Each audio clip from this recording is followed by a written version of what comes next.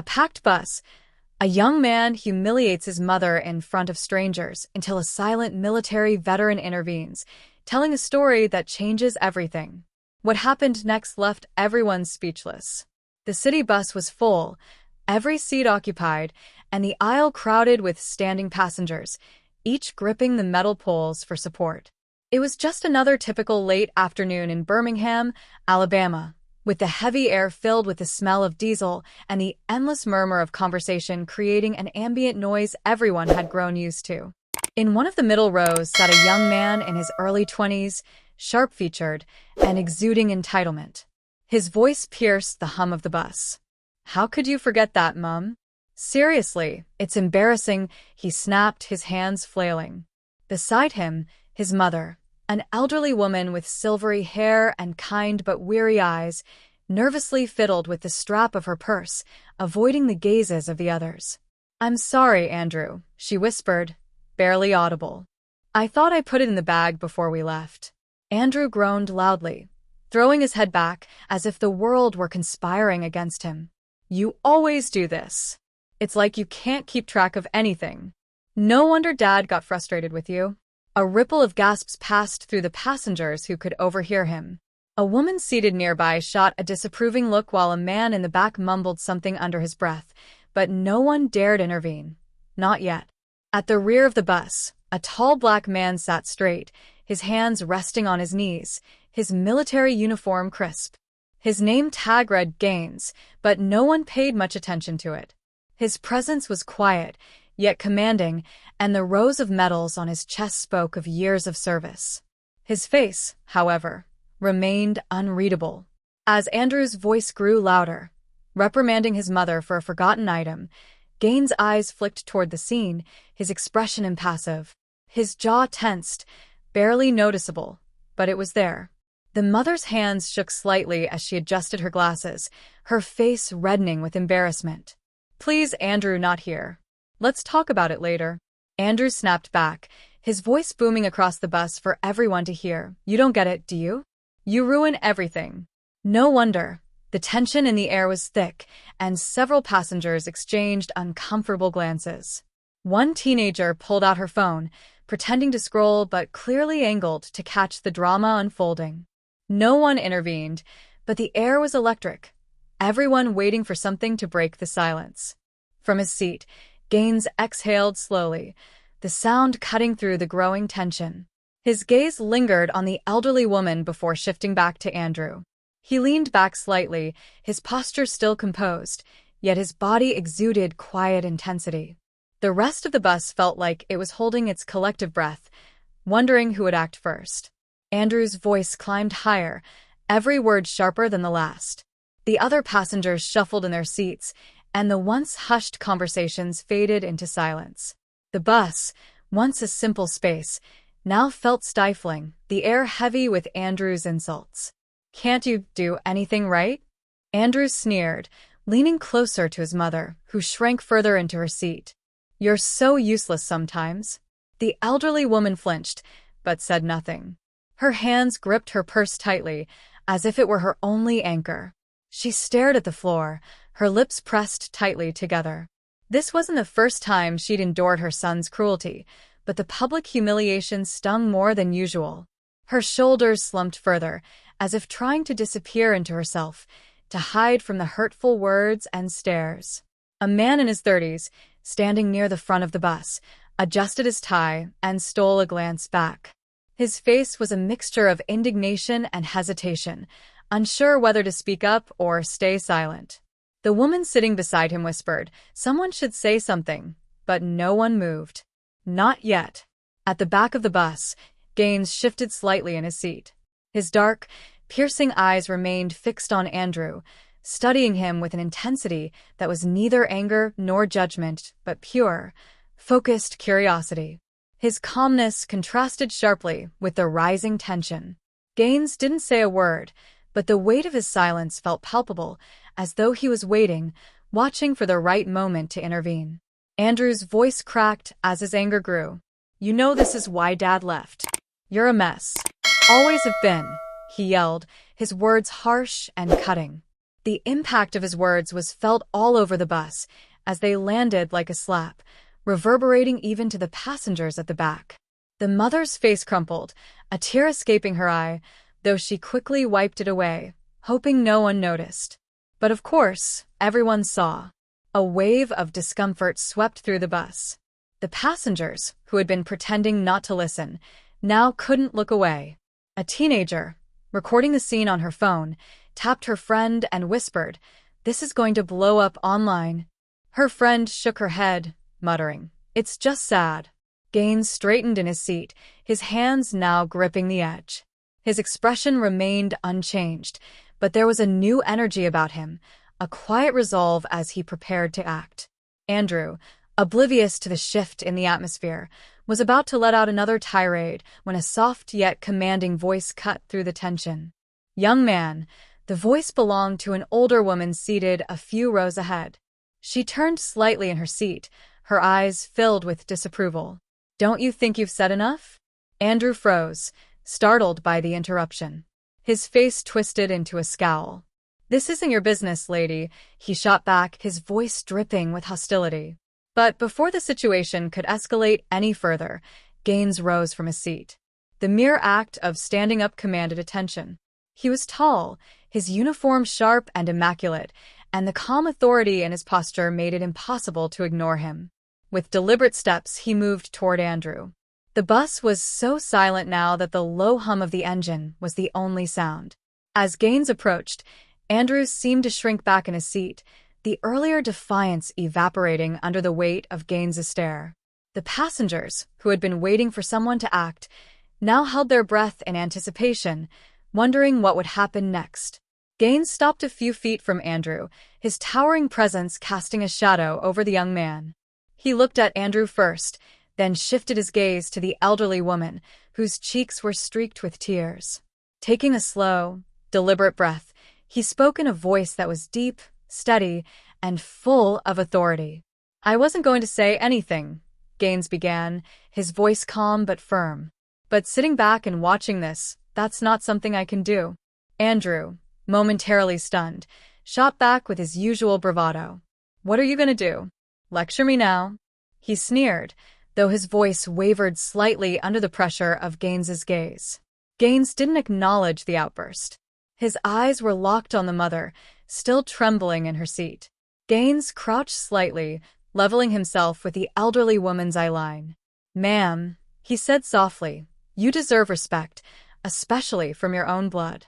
His words were gentle, but they carried a weight that commanded attention. The entire bus seemed to lean in listening. He straightened up and turned back to Andrew, his voice now firm but measured. "You remind me of someone I used to know," he said, his eyes narrowing slightly. "Someone who thought they had all the time in the world to say sorry." Andrew blinked, confusion crossing his face. "What are you talking about?" he asked, his voice tinged with defensiveness. Gaines tilted his head slightly, his expression unreadable. "I served 20 years in the military, seen places you wouldn't believe, done things I still carry with me every day." His voice grew quieter, forcing the passengers to lean in to catch every word. "But nothing haunts me more than the day I buried my mother." The bus fell completely silent. Even the hum of the engine seemed to fade into the background. Gaines continued, his tone laced with pain. "I was a young man, full of myself, thought I knew better than the woman who raised me. She'd call me, ask how I was doing, and I'd brush her off. 'I'm busy, Mom,' I'd say. 'I'll call you later.' But later never came. One day, I got the call, she was gone." Andrew shifted uncomfortably in his seat. His earlier bravado had evaporated, replaced by something else, an emotion he wasn't ready to confront. Gaines took a step closer, his voice dropping even lower. "Do you know what it feels like to stand over a casket, wishing for just one more chance to say, 'I'm sorry,' to tell her she mattered to you, to say, 'I love you,' but you can't? Because it's too late." The tension in the bus was suffocating. Every passenger was hanging on to his words. The elderly woman wiped her face with trembling hands, her lips pressed together as if holding back a sob. Gaines leaned toward Andrew, his tone sharpening. Don't be the kind of man who waits until it's too late. That's a regret you'll carry forever. Andrew's face flushed. His lips parted as if to speak, but no words came out. His hands clenched the fabric of his jeans, and his head hung lower. The entire bus seemed frozen, as if no one dared to break the moment. Then, Andrew's response shattered the silence, and it wasn't what anyone had expected. Andrew sat motionless, his knuckles white as they gripped his jeans. The bravado he had flaunted earlier was gone, replaced by a fragile stillness. Slowly, he raised his head, his eyes meeting Gaines's. The defiance had drained from his face, leaving something raw and vulnerable. His voice cracked as he spoke. I didn't mean, he faltered, swallowing hard. I didn't mean to hurt her. The words hung in the air, trembling like a fragile thread. His mother's eyes widened, her lips parting in surprise, but she said nothing. Her silence was heavy with emotion. Gaines didn't move, his gaze steady and unrelenting. Then say it, he said, his voice calm but firm. Say what you're afraid to say. Andrew's jaw tightened. For a moment, it seemed like he might lash out again, but then his shoulders sagged, the fight draining out of him. He turned to his mother, his hands trembling as he reached out to touch her arm. She flinched slightly, but didn't pull away. I'm sorry, Mom, Andrew whispered, his voice barely audible. I've been so angry, and I took it out on you. You didn't deserve that. Tears spilled down his mother's cheeks as she looked at him, her expression softening. Oh, Andrew, she said, her voice breaking. You're my son. I've always forgiven you. But hearing you say this, it means so much. The bus seemed to exhale collectively. The tension lifted slightly, and a few passengers exchanged glances, their eyes glistening with unshed tears. Even the teenager who had been recording lowered her phone, her earlier smirk replaced by something softer. Andrew's apology hung in the air, but he wasn't done. He turned back to Gaines, his voice steadier now. Thank you, Andrew said, his voice carrying an earnestness that hadn't been there before. I didn't realize how much I was taking her for granted. Hearing your story, it hit me. Gaines nodded, his expression softening. It's not easy to admit when you're wrong, he said. But what matters is what you do next. Words are just the beginning. Andrew lowered his gaze, a shadow of shame still lingering on his face. I want to do better, he said quietly, glancing at his mother. For her. The elderly woman placed a hand over her son's, her fingers trembling but warm. We'll figure it out, she said, her voice filled with both hope and love. Gaines stepped back, his towering frame retreating slightly as the moment shifted. He glanced around the bus, meeting the eyes of a few passengers who nodded silently, their expressions filled with respect. But just as the atmosphere seemed to lighten, something unexpected happened, shocking everyone once again. As the bus rolled to a stop at a red light, a voice from the back startled everyone. It was the elderly man seated near the emergency exit, someone no one had noticed until now. He leaned forward, his voice gravely but strong enough to carry. Young man, he called out to Andrew. You've taken the first step. Don't stop now. All eyes turned to the older gentleman. His weathered face told a story of years of hard-earned wisdom. He adjusted his flat cap and continued, his tone firm but not unkind. I lost my son a few years ago. We hadn't spoken in over a decade. Do you know what I'd give for just 5 minutes to tell him how much I loved him? Don't waste the time you've got. Andrew's face turned a deeper shade of red, his eyes welling up with tears he couldn't hold back. He glanced at his mother, her hand still resting gently on his. For the first time in what seemed like forever, there was no judgment in her gaze, only understanding. Andrew looked around the bus, realizing how many strangers had witnessed both his shame and his apology. He stood up abruptly, taking his mother's hand. Come on, Mom, he said, his voice trembling but steady. Let's get off here. I want to talk, really talk. The passengers parted to let them through, some offering soft smiles, others giving slight nods of encouragement. As they exited the bus, a quiet murmur of approval rippled through the crowd. Gaines watched them leave, his expression unreadable, But as the doors closed behind them, he allowed himself a small, satisfied smile. He returned to his seat, leaning back with a sense of quiet accomplishment. A few rows ahead, the teenager who had been recording stopped the video. She hesitated for a moment, then deleted it.